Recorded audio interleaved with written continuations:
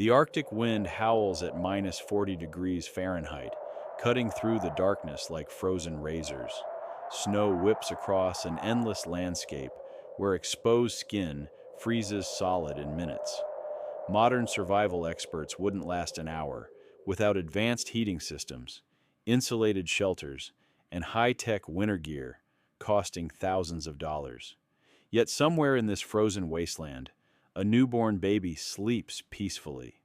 No electric heaters, no central heating, no modern insulation, just ancient ice, animal skins, and techniques passed down through generations. The infant's breathing is steady and calm, completely unaware that according to modern medical standards, survival here should be impossible.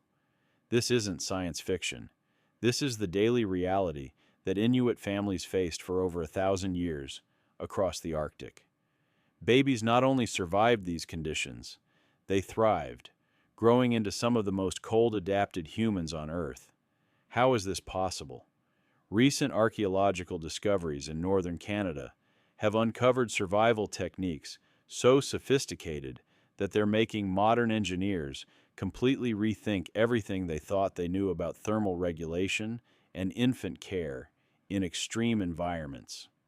In 2019, researchers from the University of Alaska Fairbanks made a discovery that left the scientific community stunned. While excavating traditional Inuit winter camps across Baffin Island, they found evidence of thermal management systems that achieved what modern technology struggles to replicate even today. Dr. Sarah Chen, lead archaeologist on the project, measured internal temperatures of reconstructed traditional shelters that maintained a consistent 65 to 70 degrees Fahrenheit, while outside temperatures plummeted to minus 50. But here's what shocked the experts most. These systems used zero external energy sources and required no modern materials whatsoever. When the research team attempted to recreate these conditions using contemporary survival gear, military-grade sleeping bags, portable heaters, and insulated tents, they consistently failed to match the thermal efficiency of thousand-year-old techniques. Their modern equipment required constant fuel input and still couldn't maintain the stable, comfortable temperatures that Inuit families achieved using nothing but ice, animal materials, and ancient knowledge. The study, published in the Journal of Arctic Anthropology, documented thermal retention rates 340% more efficient than standard modern camping equipment.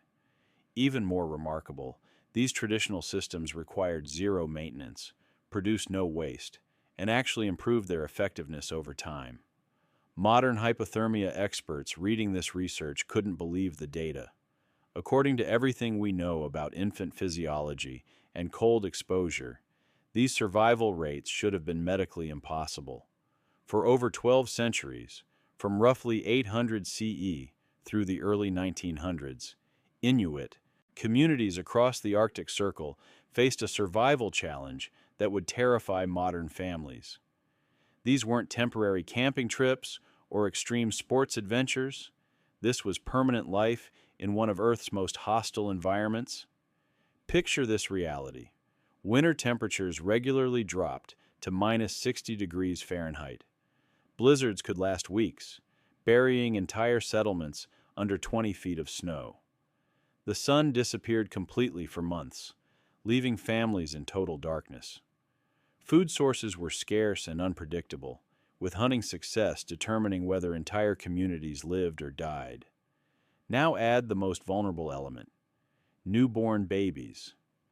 Inuit families typically had 4 to 6 children, with birth rates remaining steady even during the harshest winter months. These infants entered the world weighing just 5 to 7 pounds, with no ability to generate their own body heat and completely dependent on their parents for thermal regulation. Modern medical science tells us that newborns lose body heat 4 times faster than adults. Pediatric hypothermia can set in within minutes of cold exposure. Today's hospitals maintain nurseries at precisely 75 to 78 degrees Fahrenheit because even slight temperature drops can be fatal for infants. Yet historical records document Inuit communities with infant survival rates of over 85% throughout winter months, comparable to modern developed nations with advanced medical care. Entire generations grew up healthy and strong in conditions where contemporary emergency medicine says survival should have been impossible. These families had no access to metals, no electricity, no fossil fuels, and no modern textiles. They couldn't migrate south during winter months, like many Arctic animals. They had to create livable environments for their most vulnerable members, using only materials available in a frozen wasteland: ice, snow, animal skins, bones, and stone. The question that haunted researchers for decades was simple: how did they do it? The first breakthrough came when anthropologists realized that Inuit families weren't just surviving the cold, they were completely redefining what shelter meant. While modern thinking focuses on keeping cold air out, Inuit engineering focused on capturing and multiplying human body heat. Traditional igloos weren't simple ice domes, like most people imagine. They were precision-engineered thermal systems that exploited the unique properties of compacted snow. Here's the science that shocked modern researchers. Properly constructed snow blocks contain up to 90% trapped air, creating insulation values comparable to modern foam insulation. But the real genius was in the construction technique. Inuit builders used a spiraling construction method that created a natural compression gradient. The bottom blocks bore more weight, compressing into denser, stronger ice, while upper blocks remained lighter and more insulating. This created a O structure that was simultaneously load-bearing and thermally efficient. The internal architecture was even more sophisticated. Traditional igloos featured a raised sleeping platform that placed families in the warmest zone of the structure. Since warm air rises, this elevated area could be 30 to 40 degrees, warmer than the entrance level. A small oil lamp, the only heat source, could maintain comfortable temperatures throughout the entire space through carefully planned air circulation. Ventilation holes weren't random. They were precisely positioned to create controlled airflow that removed carbon dioxide and excess moisture while retaining heat.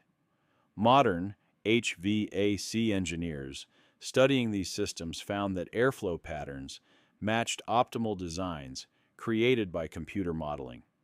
For infant care specifically, mothers developed techniques that modern pediatric medicine is just beginning to understand. Babies were kept in specially designed carrying pouches called amouti that maintained direct skin contact while allowing mothers full mobility. These weren't simple fabric carriers. They were engineered microenvironments with multiple layers that created thermal gradients, moisture management, and even feeding access without exposing the infant to outside air. When researchers tested traditional amouti designs against modern baby carriers and winter clothing, the ancient designs consistently outperformed contemporary products. Internal temperatures remained stable regardless of external conditions, while modern alternatives showed dangerous temperature fluctuations. But this was nothing compared to what archaeologists discovered when they started excavating beneath the igloos themselves. The surface shelters were just the beginning of a thermal management system that extended deep underground and connected entire communities through an invisible network of heat sharing and resource distribution. Here's where it gets sophisticated, and where modern researchers realized they were looking at engineering principles that rival contemporary technology. Beneath many traditional Inuit winter camps, archaeologists discovered extensive tunnel systems that served as heated transportation networks, connecting multiple families and activity areas. These weren't crude caves dug randomly into the permafrost. Ground-penetrating radar revealed precisely engineered passageways that followed optimal thermal gradients, connecting to natural geothermal sources and creating what was essentially a distributed heating system for entire communities. Families could travel between shelters, access food storage areas, and gather for community activities without ever exposing infants to deadly surface temperatures. The tunnel construction exploited a phenomenon that modern geothermal engineers call earth coupling. Even in Arctic regions, temperatures just 6 feet underground remain relatively stable year-round. Inuit builders identified these thermal layers and constructed their underground networks to maximize heat absorption from the earth while minimizing heat loss to the surface. But the real masterpiece was the integration between surface and subsurface systems. Igloos weren't standalone structures. They were terminal points in a carefully designed thermal network. Warm air from community activities, cooking, and body heat was channeled through the tunnel system, preheating fresh air before it entered individual family shelters. Dr. Michael Thornfield, a thermodynamics expert from MIT who studied these systems, called them the most sophisticated passive heating network I've ever documented. They achieved thermal efficiency that we struggle to match with modern technology and unlimited energy. Input. The material science was equally impressive. Inuit builders developed techniques for treating animal skins that created waterproof yet breathable membranes with insulation values comparable to modern synthetic materials. Seal skins were processed using fermented oils and natural acids that created microscopic cell structures, trapping warm air while repelling moisture. For infant-specific applications, mothers created layered clothing systems that function like modern technical outdoor gear. Multiple thin layers of different treated furs created thermal gradients, moisture wicking, and wind resistance. The outermost layer was often polar bear fur, which has hollow hair shafts that provide exceptional insulation, a design now copied in synthetic insulation materials. Food storage and preparation areas were integrated into the thermal management system as well. Underground food caches weren't just for preservation, they were positioned to contribute to the overall heat network. Fermentation processes used in traditional food preparation generated small amounts of heat that were captured and directed into the family living areas.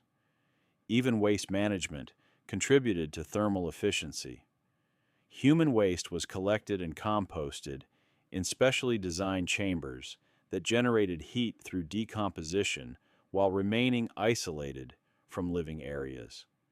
This heat was channeled through the tunnel system, ensuring nothing was wasted in the fight for survival.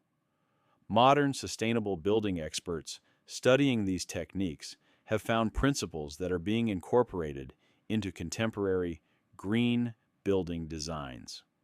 Passive house construction, geothermal heating, and integrated building systems all trace their roots back to engineering solutions developed by Arctic communities over 1,000 years ago. The sophistication of these systems required incredible knowledge and skill to construct and maintain. The most incredible discovery came when researchers realized that these thermal management systems weren't just built infrastructure. They were living, adaptive networks that required constant human knowledge and cooperation to function. Each family wasn't just surviving independently, they were part of an integrated community system that shared thermal resources across multiple generations. Traditional Inuit communities operated on what modern systems engineers would call distributed thermal networking. Individual families contributed to and benefited from a community-wide heat-sharing system that automatically redistributed thermal energy based on need. Families with new infants received priority access to the warmest zones, while young adults and healthy individuals occupied areas that required more personal heat generation. This wasn't enforced by rules or regulations. It was embedded in the very architecture of the settlements. Tunnel connections, airflow patterns, and shelter positioning naturally directed the most stable temperatures toward areas where babies and elderly community members resided. The engineering created social cooperation by making individual survival dependent on community thermal efficiency.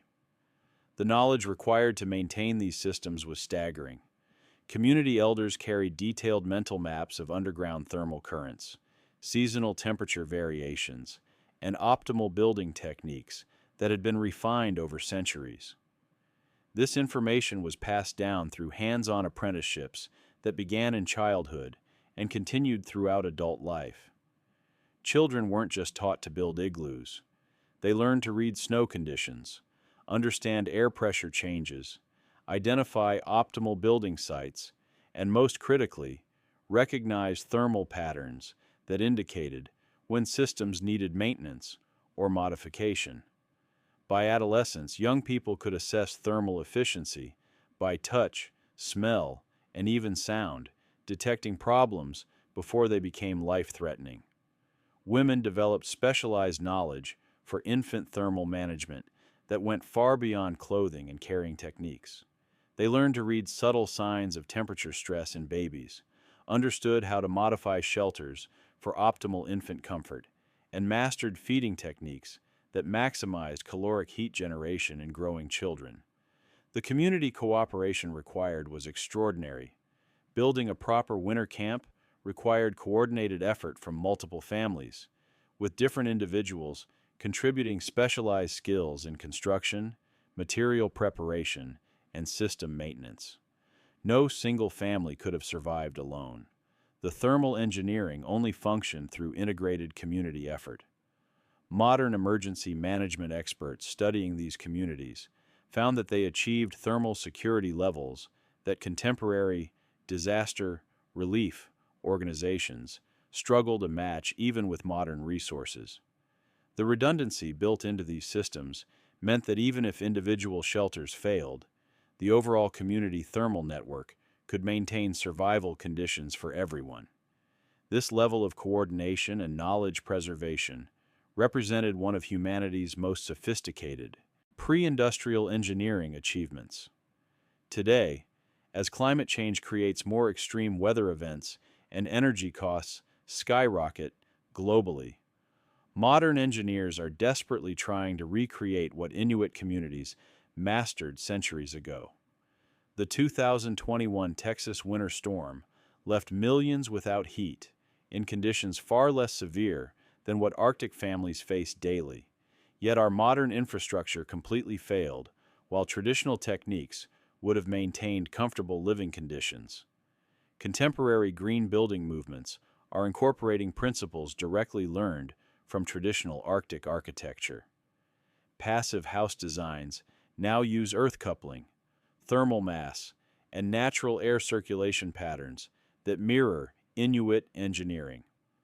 Underground building techniques developed for Arctic survival are being adapted for energy-efficient construction in temperate climates.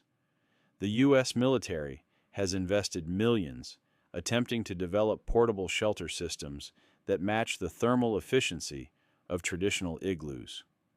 After 5 years of research using advanced materials and computer modeling, their best designs still can't achieve the heating efficiency that Inuit builders accomplished with nothing but snow blocks and centuries-old knowledge.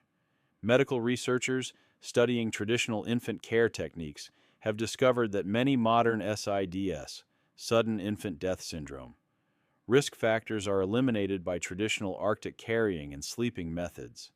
The constant skin contact, thermal regulation, and positioning techniques that kept babies alive in -60-degree weather also optimize breathing patterns and temperature stability that reduce modern infant mortality risks. Climate scientists warn that extreme weather events are becoming more frequent and severe. Power grid failures during winter storms are increasing, leaving modern populations vulnerable to conditions that traditional communities handled routinely. Yet most of this ancient survival knowledge has been lost as Arctic communities adopted modern heating and shelter technologies. Arctic communities that maintain traditional knowledge report significantly better outcomes during modern infrastructure failures. When power systems fail, they can quickly construct traditional shelters and implement thermal management techniques that keep families safe until modern services are restored. The irony is stark. We've developed technology that works perfectly under normal conditions, but fails catastrophically during exactly the extreme events when we need it most, while traditional techniques were specifically designed to handle the worst possible conditions as routine, daily life. Think about this for a moment. Every time your heating system struggles during a cold snap, every time you worry about power outages during winter storms, every time you wonder how people survived before modern technology, you're confronting the same challenges that Inuit families solved so completely that their techniques kept babies alive in conditions that would kill modern adults in minutes. The next time you hold a newborn baby, consider the incredible human ingenuity that once made it possible for infants to not just survive, but thrive in Earth's most hostile environment. These weren't superhuman people. They were families just like yours, who developed engineering solutions so sophisticated that modern science is still trying to understand how they worked. Here's what's remarkable. Much of this knowledge still exists. Arctic elders in communities across northern Canada, Alaska, and Greenland still remember these techniques. But with each passing year, more of this wisdom disappears as traditional knowledge holders pass away, without passing on skills that took centuries to develop. What traditional survival knowledge does your own family carry? What techniques did your grandparents or great-grandparents use that modern technology has replaced? The Inuit example shows us that sometimes the old ways weren't just different, they were better. Understanding how our ancestors solved seemingly impossible survival challenges doesn't just teach us history. It gives us tools for an uncertain future where that ancient wisdom might once again mean the difference between life and death.